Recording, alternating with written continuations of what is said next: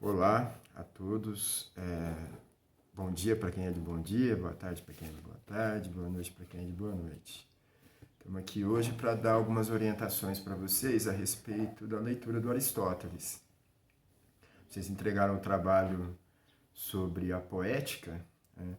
A ideia é que eu deixasse para vocês uma indicação de uma leitura mais livre, com uma liberdade mais poética, por assim dizer.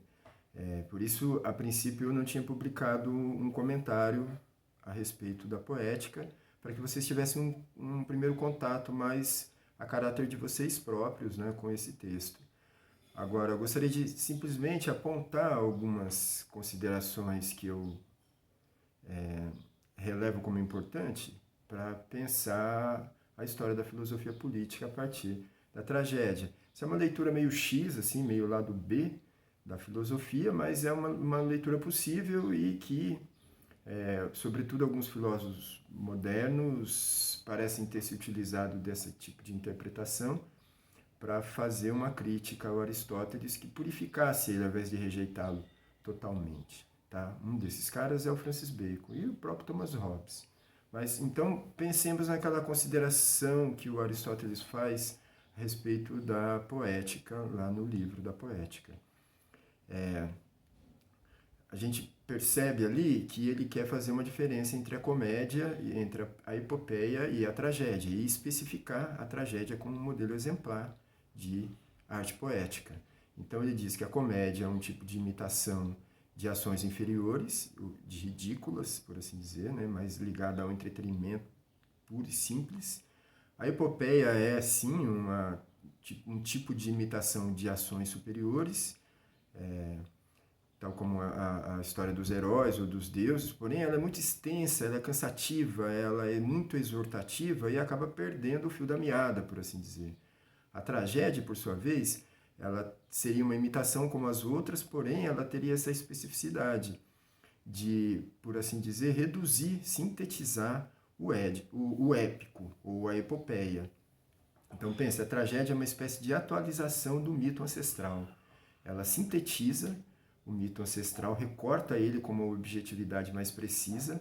Nesse processo de sintetização, ela reduz aquilo que é o essencial. Então pense, a redução ao essencial é algo muito característico da filosofia do Aristóteles. E ele diz isso está na tragédia. A tragédia representa isso.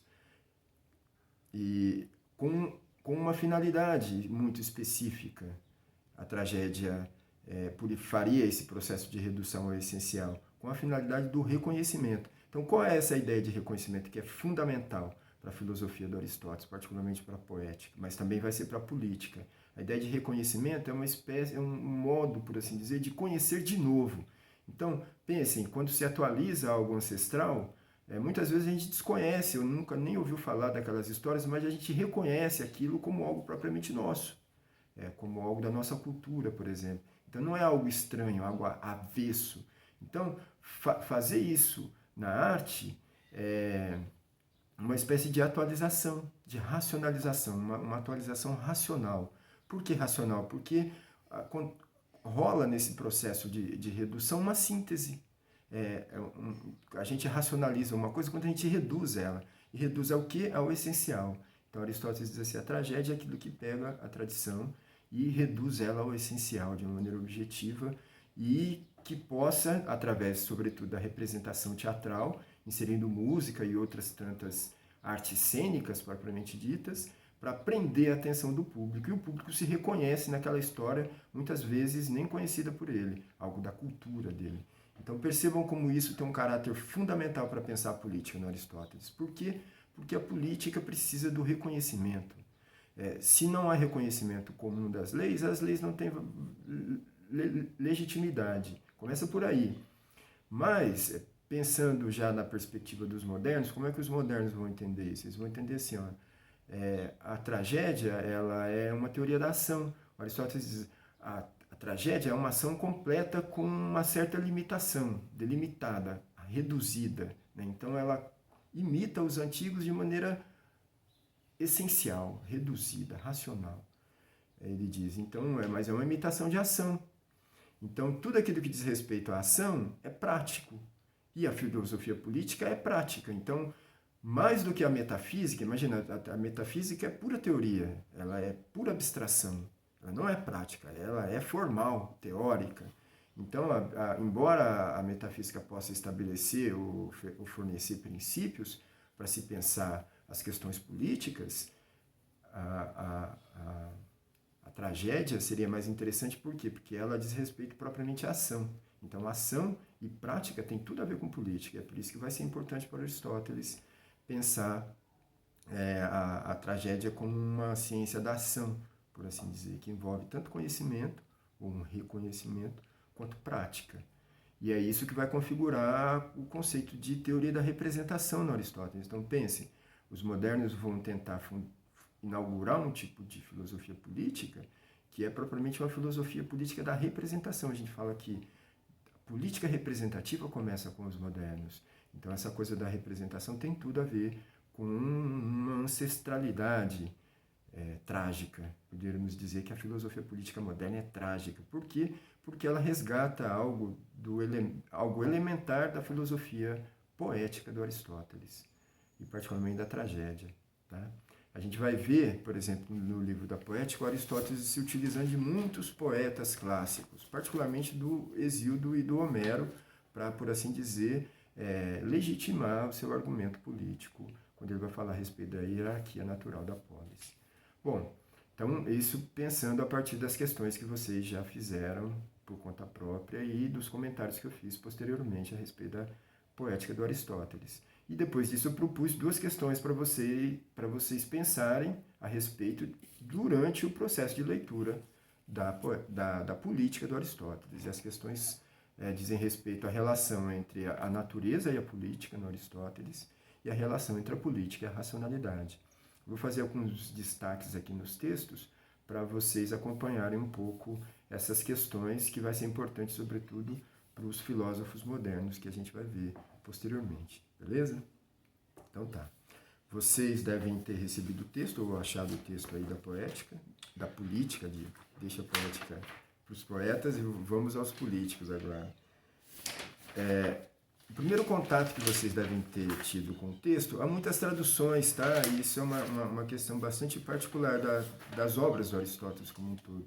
Então, algumas traduções vão aparecer como estado, chamando a polis de estado, outras vão aparecer como cidade. Mas, lembrando das aulas de história, a gente entende que os gregos chamavam as suas cidades como cidades-estado, né? Os gregos diziam cidades-estados como, sei lá, Atenas, Esparta, etc. Então tanto o conceito de cidade quanto o conceito de estado aí cabe, tá? Então, a primeira coisa que a gente vai se deparar quando a gente abre o texto é que o seguinte, vai falar assim da origem da aldeia, da família, da casa e da própria polis. Como funciona essa apresentação da política por Aristóteles? Ele entende o seguinte, lá na metafísica ele diz que tudo tem o seu ser, e esse ser é idêntico a uma natureza. Então, uma coisa que realiza o seu ser, realiza a sua natureza, ela tem uma finalidade. Tá? Então, aquilo que está no princípio já está, por assim dizer, o fim já está inscrito no princípio. Depois falamos um pouco a respeito disso, mas está lá na metafísica, isso está em tudo, na verdade, na filosofia do Aristóteles. E aí ele vai dizer assim, o mesmo acontece com a polis. Então, o que ele entende? Ele entende que o homem é um ser natural e que para alcançar, realizar o seu ser, plenamente a sua natureza de homem, ele precisa se juntar e para procriar. E uma vez que ele procria, ele constitui a família. Então a família existe por natureza, tá? Porque é uma necessidade natural do homem se juntar com o outro, ou com a parceira, ou vice-versa, para constituírem a família. E aí, quando juntam-se muitas famílias, tem-se as aldeias. E essas aldeias também têm as suas necessidades. Então, a aldeia também acontece num processo natural de realização do ser do homem. E as aldeias crescem e se tornam com grandes comunidades. E essas comunidades, por sua vez, também crescem e encontram a sua realização na polis. Então, a polis, por assim dizer, seria uma espécie de realização da natureza daquilo que inicialmente estava no homem lá, que é uma tendência a se juntar com o outro. Isso é por natureza. A natureza escreveu isso para o homem. Então, ele se vê forçado por natureza a fazer isso. Então, o desfecho do processo de sociabilidade do homem é a polis. Aristóteles diz assim, mas a polis ela é por si mesma, ou seja, ela é a realização perfeita da natureza política do homem. Então, o homem, enquanto um ser racional, ele tende a usar de toda a sua racionalidade para constituir os meios que o levam à polis. E uma vez chegada na polis, então ele exerce essa plena racionalidade. Nem mais nem menos. A polis ela é autossuficiente, ela é a realização do ser político. Então percebam, ele vai apresentar aqui todos os elementos que constituem, todas as etapas que levam à constituição da polis de maneira natural, segundo o princípio da natureza, segundo o princípio de realização do ser. Tá? Então ele vai falar, olha, a polis é ou existe por natureza, tá? Um processo natural de constituição da cidade ou do Estado. E é por isso que ele vai dizer, o homem é um animal político. Então, o homem o que é o homem? O homem é um animal que imita, é claro, né? Então ele imita a natureza e nesse processo de imitação, que ele já falou lá na tragédia, ele, por assim dizer, encontra a sua racionalidade. E, uma vez encontrando essa racionalidade, ele inevitavelmente constitui a sociedade política. Por quê? Porque na sociedade política ele pode exercitar, na prática, essa racionalidade. Tá? Filosofia é algo que só se faz na polis, por assim dizer, na concepção aristotélica. Os filósofos anteriores ao Platão, ao Sócrates e ao próprio Aristóteles eram considerados filósofos da natureza, então era um outro tipo de filosofia. Uma filosofia que se preocupava com os elementos da natureza. E o Aristóteles aqui está pensando no que diz respeito à substância, que está para além da natureza, uma metafísica, e no homem, no caso da política. Então, está pensando aqui que diz respeito propriamente ao homem. Então, para pensar o homem é preciso estar dentro da cidade ou dentro do Estado. Ele vai dizer, então, que o homem é, por natureza, um animal político. Tá? Vocês vão acompanhando uma série de argumentação de como é que ele apresenta esse processo natural que justifica uma certa natureza política do homem e o desfecho disso, a constituição da polis. Tá? E aí, na sequência, ele vai falar a respeito da hierarquia natural das coisas. Ele vai dizer, olha, na natureza tudo tem uma hierarquia, o ser tem uma hierarquia. Quer dizer, alguns seres são mais puros, outros são menos puros, por assim dizer. O ser se diz de muitos modos, mas o principal modo é substância, particularmente forma e matéria, ou substância, forma e conteúdo, coisas assim. Mas ele vai dizer que a forma é, sobretudo, o modo fundamental do ser. O ser é forma. Então, qual é a forma da polis? Ele vai dizer, a forma da polis é uma forma natural, é uma forma que segue os princípios da natureza, uma forma racional também, né? Porque ela é o resultado da ação humana, uma ação deliberada de homens livres. Então, exatamente aí que ele vai colocar uma certa estrutura natural das relações sociais. Ele vai dizer, alguns homens nasceram mais racionais do que outros. Por exemplo, o homem é mais racional que a mulher. O homem branco, livre, grego, é mais racional do que os escravos ou do que os não gregos. E assim ele vai constituindo uma hierarquia que coloca a ideia de homem livre e fundamentalmente racional no topo de uma pirâmide. Então, o modelo da política aristotélica, ela é hierárquica, sim. Ela segue, por assim dizer, o modelo do triângulo ou da pirâmide. Somente os homens livres que estão no topo da pirâmide. E esses que são verdadeiramente racionais, e esses que são governantes, os outros todos são governados. Ele vai apresentar uma série de argumentos aqui para tentar justificar essa ideia aqui, mas no fundo, do ponto de vista da tragédia, o que a gente tem que entender é que se a filosofia política do Aristóteles é uma teoria da ação, que envolve conhecimento e reconhecimento, ele não estaria mais interessado em trazer o modo como a polis foi constituída historicamente pelos antigos e tentar justificar isso por um método que ele próprio havia inventado, que é um método racional de investigar as coisas a partir de suas causas, etc. Então, é uma espécie de atualização da ancestralidade, porém peneirada, reduzida, racionalizada, essencialmente extraída aos elementos fundamentais, que é, no caso aqui, a natureza humana política, ou a natureza política do homem, mais propriamente dito. E é isso que ele vai dizer, alguns são mais políticos, outros são menos políticos.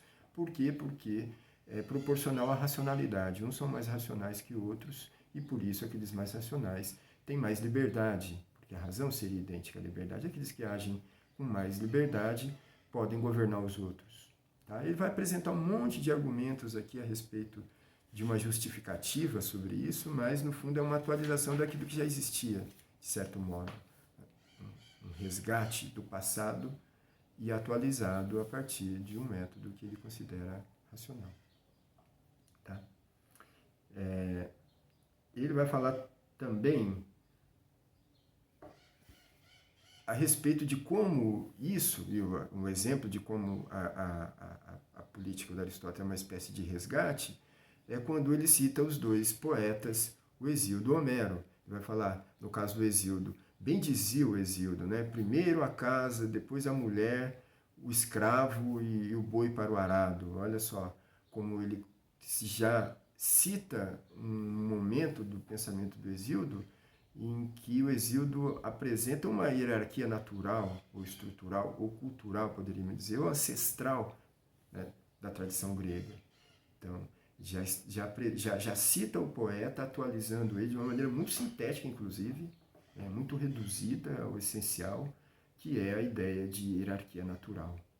Tá? Então, o mesmo ele faz com o Homero, quando ele diz assim, ó, bem dizia o Homero, né? Cada homem dá a sua lei para sua família, para sua esposa, para seus filhos, etc.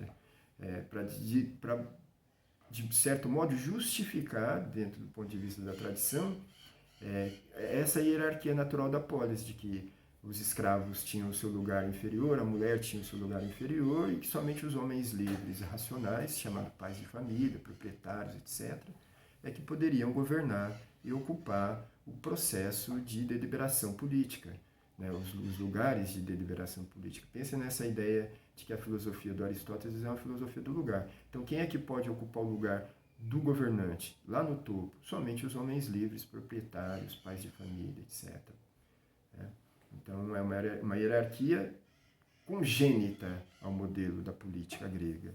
E ele tenta fazer a justificativa disso referindo-se aos dois grandes clássicos da cultura grega ancestral, que é o Hesíodo e o Homero. Bom, com que finalidade? Pensando na filosofia aristotélica, que é a filosofia da finalidade. Com a finalidade de que o público, os seus leitores, reconheçam isso como algo próprio da cultura deles. Eles se reconheçam naquela situação. Então, a ideia de reconhecimento aí vem direto da tragédia para a política. Para a inauguração. Depois o Aristóteles vai falar de uma série de peculiaridades, mas do ponto de vista filosófico, o conceito do reconhecimento parece ser fundamental para entender por que o Aristóteles cita aqui dois grandes poetas quando ele vai apresentar a sua ideia de política. Para, de certo modo, atualizar algo antigo, sem ele precisar ficar justificando muito, e que o leitor se reconheça nessa tradição. Então, o reconhecimento é fundamental. Então, perceba, aquela primeira questão proposta a respeito da relação entre a política do Aristóteles e a natureza caminha nesse registro, ou seja, de que a política é, para Aristóteles, a realização da natureza humana. E a política ela é hierárquica, ou seja, a polis enquanto uma cidade, ou um estado, ou uma cidade-estado, ela se constitui de maneira hierárquica.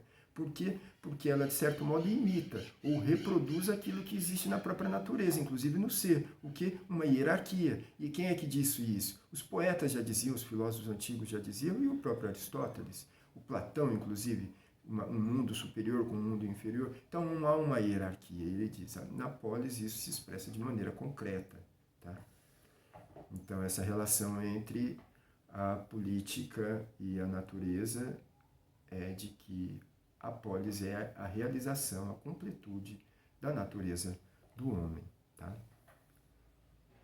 E, ainda nesse gancho, o homem, enquanto um ser político, ele realiza a sua natureza na polis, certo? Mas qual é a definição de homem para o Aristóteles? E aí é que está relacionada a outra questão que tem a ver com a racionalidade. Pensem, o homem, para o Aristóteles é o animal racional. Então ele diz, esse homem que é o animal racional e que é o animal político, o grande imitador, dizia ele lá na Poética, só realiza a sua plena natureza onde? Na cidade. Ele pode até viver fora da cidade, não é essa a questão, mas ele nunca vai realizar a sua plena racionalidade, senão na polis. Então, essa é a perspectiva da relação entre natureza e política, e entre política e racionalidade, e que nos interessa, a princípio, aqui. Porém, vocês vão perceber uma outra perspectiva um pouco complexa a respeito da origem da polis no Aristóteles, e que é a ideia da teleologia, que é essa tal de teleologia. O estudo dos fins, dizem, né? Teleologia, estudo dos fins. Mas é a perspectiva de que na filosofia do Aristóteles tudo tem que ver com a sua finalidade. Tá? Então, qual é a finalidade da ação humana? É alcançar a racionalidade e exercer essa racionalidade na polis, porque é somente lá que ela é possível, porque na polis é que os homens são livres, e a racionalidade é sinônima de liberdade, desse tipo, né? Nesse sentido. Mas ele diz, porém, aquilo que está no fim, no caso a política ou a polis, ou a própria racionalidade humana exercida na polis, embora ela seja, por assim dizer, o desfecho, o resultado final de um processo natural, ela, no entanto, é anterior a todas essas etapas. É aí que a coisa embola. Porque é essa perspectiva da finalidade que diz respeito à teleologia do Aristóteles. Que coisa é essa? Ele diz o seguinte, que aquilo que está no fim já estava no princípio.